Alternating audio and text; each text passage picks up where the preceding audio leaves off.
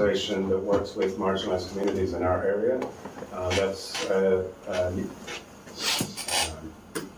people with intellectual disabilities, physical disabilities, homeless people, all the way across the elderly, younger people who are on the spectrum, as many or all of the groups that you can possibly think of that would live in a community. And what we do is we build big street spectacles. Because you're in Dublin, you probably don't know any of them, but we do. Our largest flagship would be the Dragon of Shandon, which is a apartment outside of Cork City. We have about 500 people in that, and we spend 2 months working with all these groups to build these large floats with sellotape for the most part. And election years are always good for us because we take the election posters and we upcycle them and build stuff. And we get on the streets and we make a lot of noise at night time, and we have tens of thousands of people come out and own the streets. It's their streets, it's those people, and for the first time in a year they get to clean the streets. And it really is like that. It's not a cliche. So I didn't go to college, I went to art school. I don't have a PhD or any of this stuff.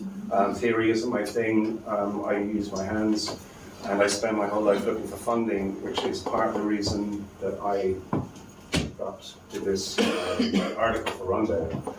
And when I started doing it, I'm reading more and getting all the facts and figures and stuff. It started really frightening me. I didn't realize the extent to which we're being successive governments, starting with Fianna Fáil and the Progressive Democrats, particularly in 2002, and ever since, and that includes the Greens, that includes Labour, that includes a whole lot of them that have been in power, have deliberately driven policies that have killed the community sector.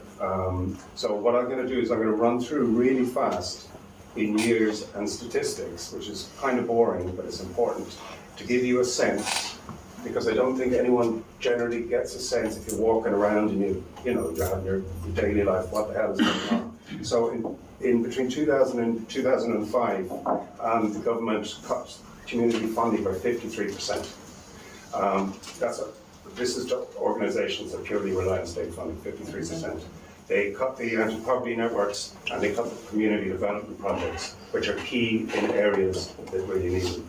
In 2008, they disbanded the Combat Poverty Agency as part of austerity, and they cut the Equality Authority by 43%. And Colin McCarthy, I'm sure you all know, our favourite neoliberal, was put in charge of a group called the Special Services Number and Expenditure Programs Group, and they went about cutting even more. So that was in 2008, and sorry, I'm going really fast. I might keep up. Okay. At the same time, they brought in Chuck Feeney, who you know probably, Mr. What does he do? Duty Free. He's kind of like Ireland's favourite American billionaire.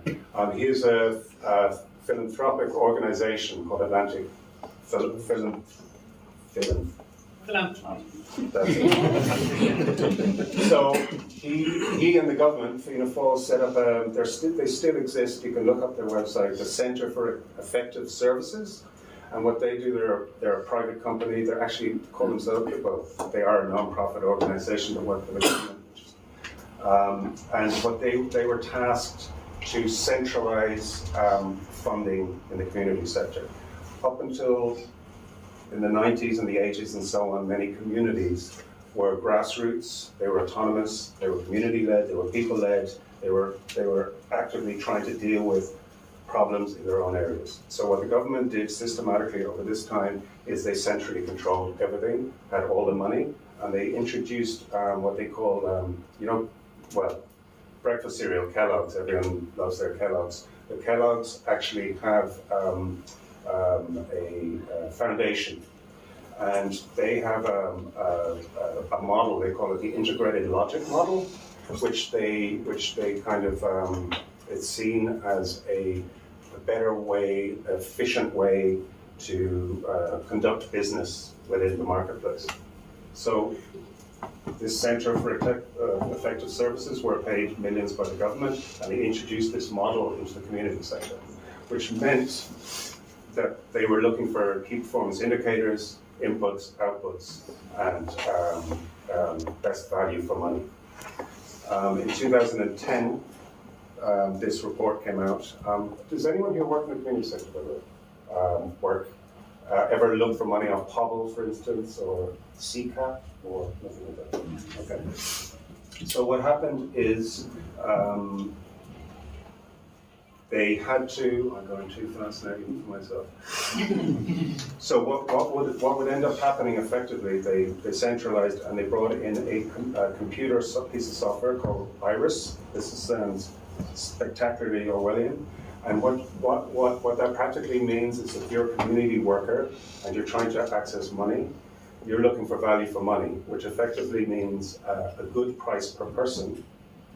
And you input it into the computer, all that data, and the government will keep hold of that data and give you money based on the value for money per person that you're giving the service to. Effectively, that means I also work in Freuga. I don't know if anyone here knows Freuga. It's a national youth service that works with disadvantaged kids from, 10 to 24-year-olds. So what that means in a practical sense, what happened with us is if you deal with someone who is in a lot of trouble, who's 10 years old, 11 years old, comes from like a very troubled house, they're not going to school or anything, they need one-on-one attention. That's not good value for money. So what you're going to do is you're going to get the kids and the teenagers who aren't a problem. You can deal with 10 of them to one worker who's also on a CE scheme, so they're getting paid 19 euros or €1. Effectively, a CE scheme is your dole plus €1 an hour for the amount of hours you work in a week, who's not trained to look after them. So you're just always exploiting workers and having kids, teenagers, and young adults who desperately need help, suffering because of this centralization and this corporatization model that the government has implemented, and it is absolutely deliberate. It's not by accident. And as I was researching this, I am working on the ground. I spend a lot of my time funding. It's just absolutely apparent, and it's okay for me because I get paid. Not much, but I get paid for my job. But every day there's people come into our old cinema to make stuff, and there's no hope for them unless there's people not just like us, but like us, that are giving them some hope and possibility through making stuff and sellotape. And it can be very disillusioning when you're in the community sector and you see this happening and hearing politicians talk about, looking after the community, we've got a new program, all of this kind of crap.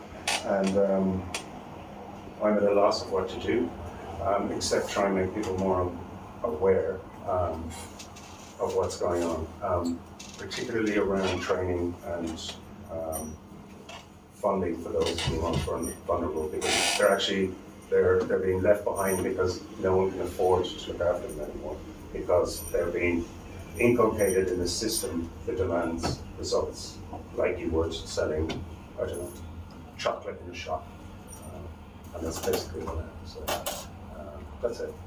That's me.